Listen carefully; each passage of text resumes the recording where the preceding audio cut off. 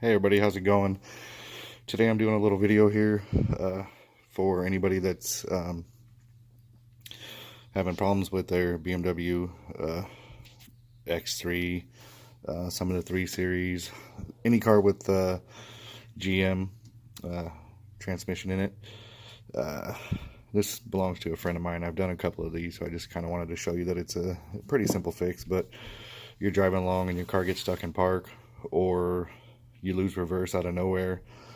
You got some forward gear problems.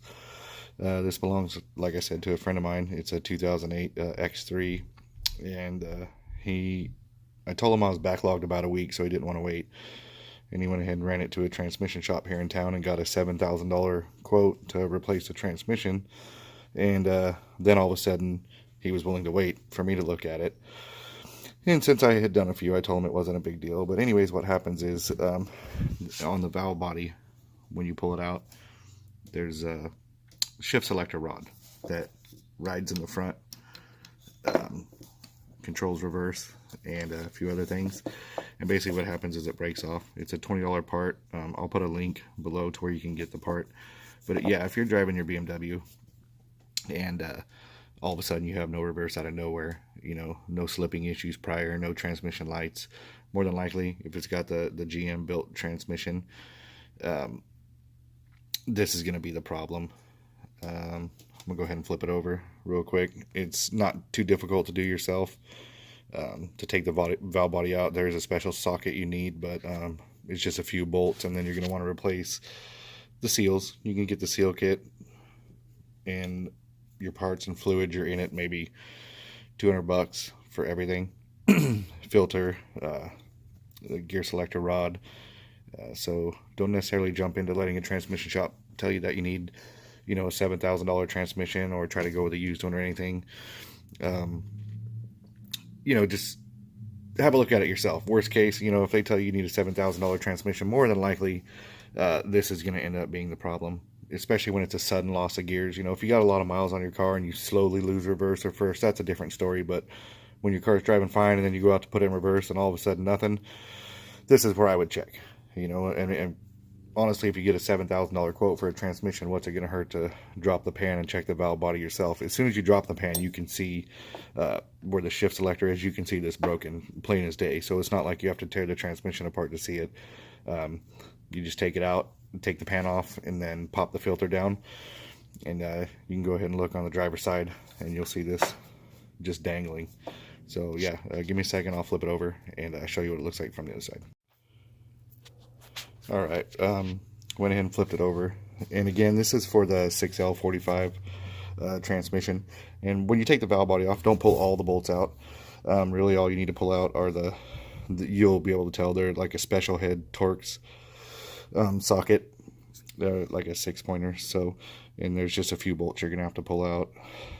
You can see here where I took them out. I think it's like 6 total. And then before you do that, on the opposite side here, there's a connector.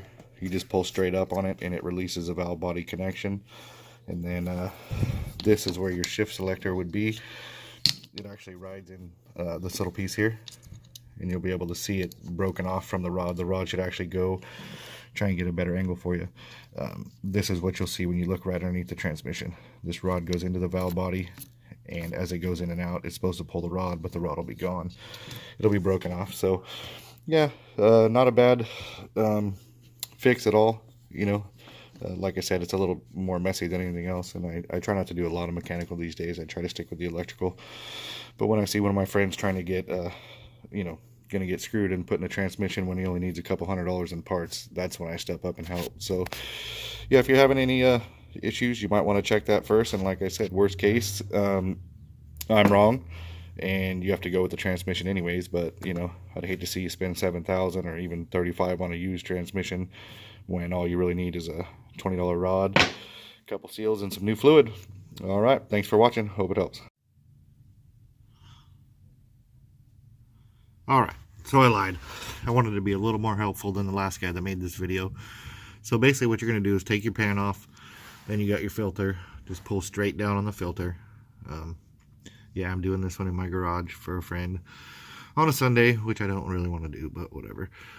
So pull the filter straight down, and all you're going to do is you're going to look. Here is your shift arm. This is a replacement arm, but you'll see it's broken. You'll be able to wiggle this piece here, and there won't be any rod attached. It'll be stuck down in the valve body more than likely. And then to remove it, not a big deal. You're going to unhook the connector. Hope you can hear me. On the back of the transmission, try and get a shot of it. There's a twist lock connector. Where are we at?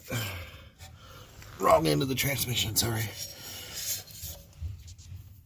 Bear with me. One hand. Back of the transmission, there's going to be a connector right there.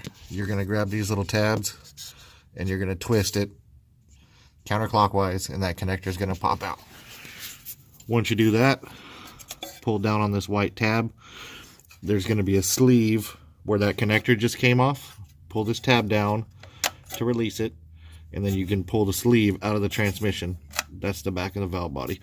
And then all you need to do is remove 1, 2, 3, 4, 5, and the 2 long bolts that actually hold the electronic shifting switch in place, in this little 8mm bolt here to drop the rod off. So take this bolt off, 10mm here, then this is a special torque socket. You can order it online. So 1, 2, 3, 4, 5, and 6. So basically all the special head ones except for this one 10mm in the front needs to come out. Don't pull all the ones off of here, because you're going to end up taking the valve body apart. Don't take none of the 8mm out. You don't need those. So just those few bolts that I just showed you, and the valve body, you're going to tilt it down in the front and then slide it forward, and it's going to come off. And then when you put it back together with your new seals, don't forget the seals. Put the seals in, raise the valve body back up, make sure it's level, tighten the bolts. I don't have the torque specs on me right here, but torque them. You don't want to over torque a valve body ever.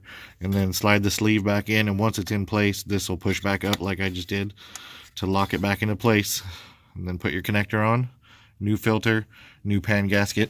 It's not a hard fix. Like I said, a couple $100 between the fluid, the seals, and the new shift arm.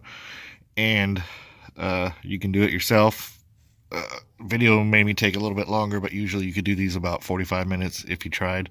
Just take it apart, put the new rod in, bolt it back together, fill it with fluid.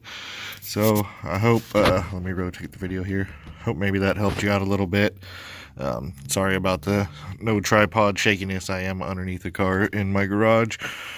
But yeah, just check it out for yourself before you trust a shop and put $7,000 into a transmission over a couple $100 worth of total parts. So again, hope it helps. And this is for the GM 6L45 transmission. They used it in a lot of cars, 3 Series, XIs, X3s for quite a few years. So random gear loss, check that first. Might save you some money.